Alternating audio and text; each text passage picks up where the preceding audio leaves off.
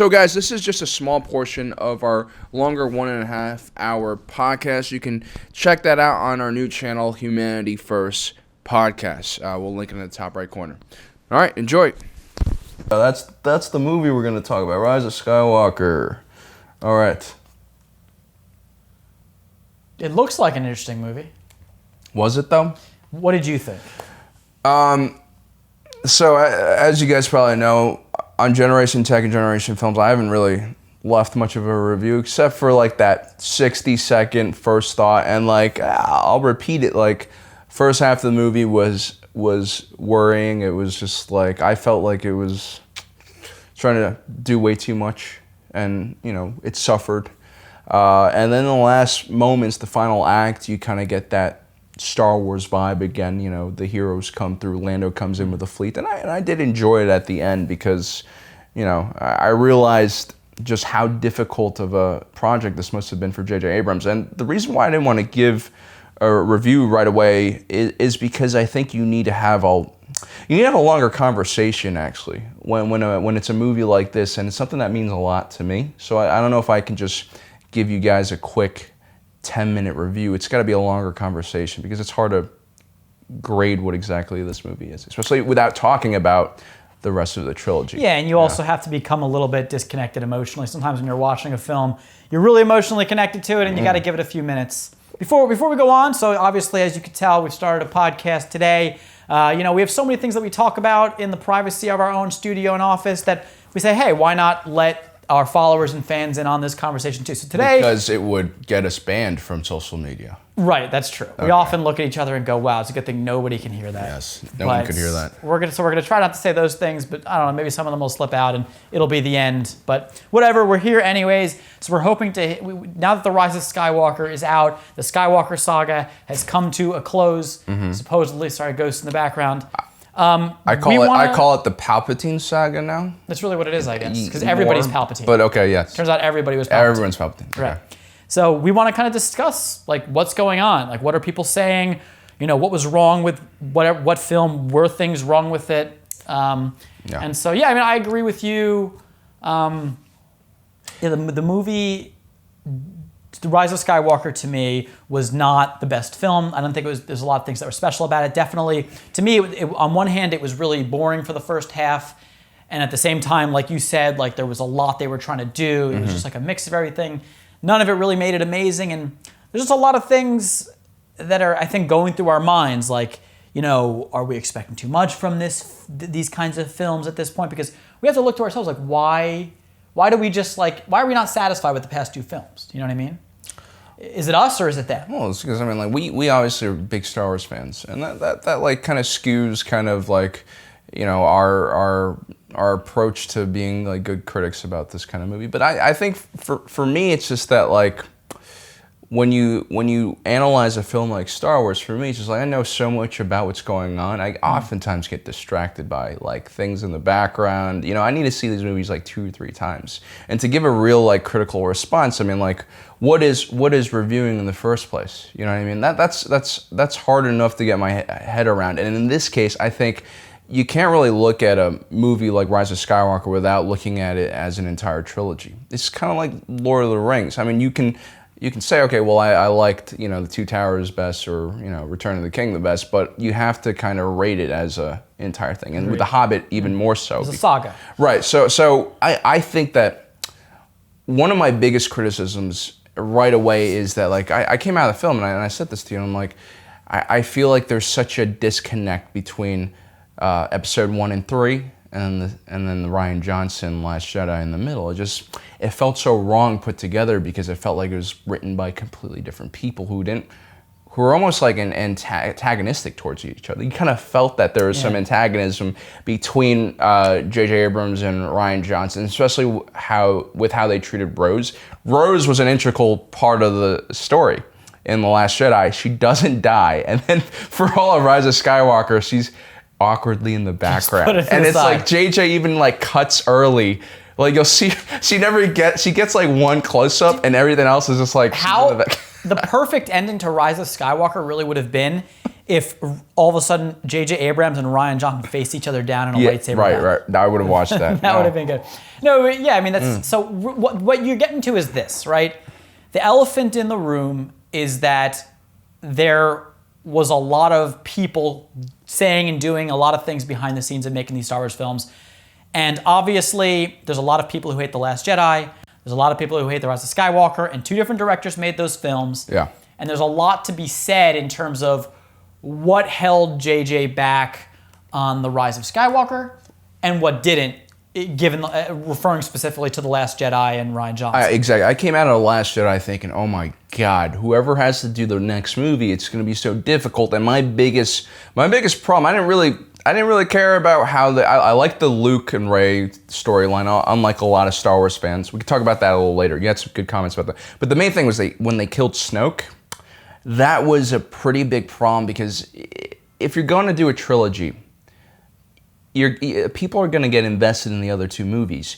You need at least have some clues on who the central antagonist is going to be. And if you immediately killed Snoke, you're left with who? You're left with General Hux or Kylo Ren. Kylo Ren is going to redeem himself. He has to. That's the character that they've developed. General Hux could have been a bad guy, but they kind of turned into a comedic sideshow act. And so I remember right after the movie, one of the first videos I did was they're going to bring Palpatine back, right? Because how else? He's the only one. Yeah, he actually still makes sense, because in Legends they kind of did this thing where he comes back, and I was like, well, they're going to bring Palpatine back, and I think that with what J.J. Abrams really did wrong, and I talked to you about this, is the marketing.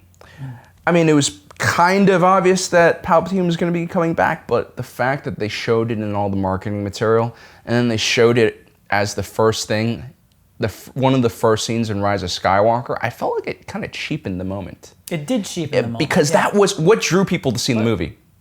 What drew people to see the movie? Was it Kylo versus Rey? I mean, there's some new fans, but most of the fans are coming to see Palpatine. That's just what it is. Because Han Solo's gone, Leia's gone.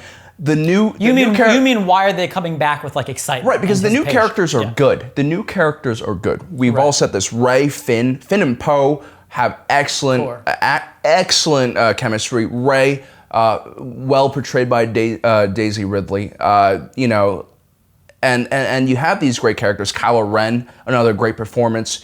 But it's such a new generation thing. You don't have like these diehard fans yet to really push Star Wars beyond, say, Transformers or another Marvel movie. I mean, it just, you need to have that crazy fan base come in, I think. So here's how maybe we can organize our thoughts here. Yeah. So, and I want to say something to that, but before that, like that part of it, I think is kind of like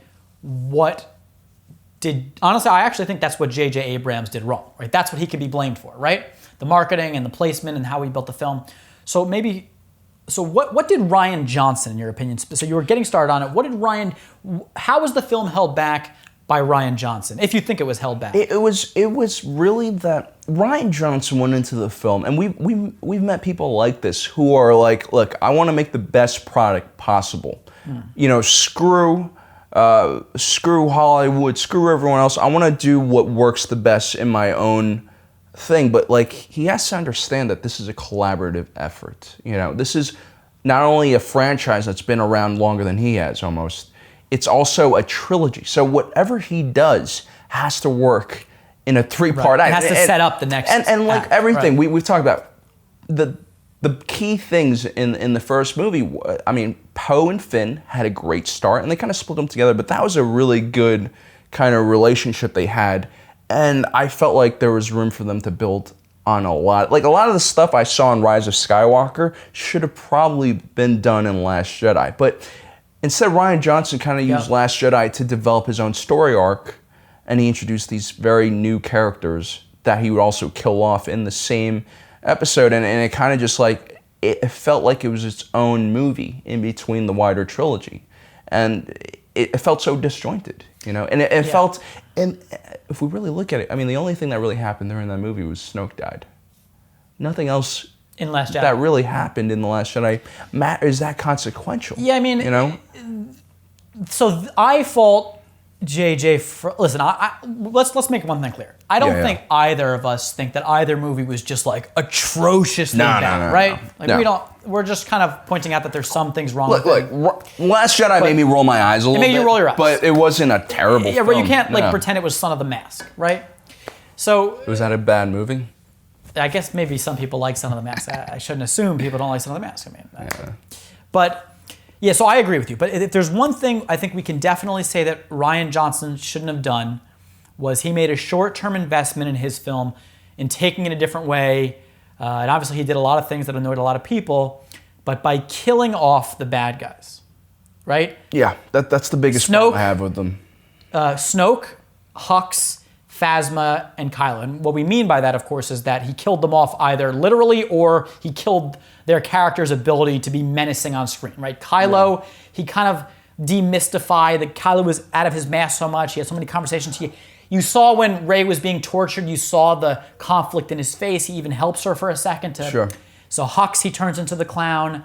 Phasma, they just kill. And all of a sudden, JJ is left in the final film having to basically build up new bad guys. Palpatine is a new bad guy. Literally the only choice. Literally the only choice. Between the start and end of his movie, right? Yeah. And listen, bad guys can be built up in a single movie because that happens almost in every movie. But in such a big movie with so much going on, it's hard to find the time to do that. Right. And so that is an enormous challenge, right? And we both looked at each other like, hey, General Pride is kind of a pretty imposing character. He's scary, he's creepy.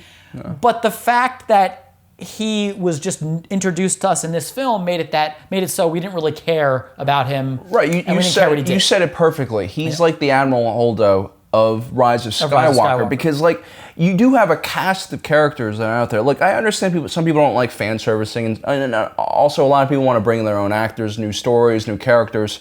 But like, you know, with Admiral Holdo, right? That her role in that movie was so central and critical. But clearly, like you have characters like Leia or maybe Admiral Akbar who could take over that role and maybe deliver that scene without having to sidetrack us with new character development and all these kind of things. And it wasn't as bad for The Last Jedi. I mean, a lot of fans didn't like Holdo, but with Admiral Pride in Rise of Skywalker, he felt so random and so just pushed in there because Hux had become this, you know, just like a useless clown. And the way spoiler alert, the way they killed him was just so like, that's it.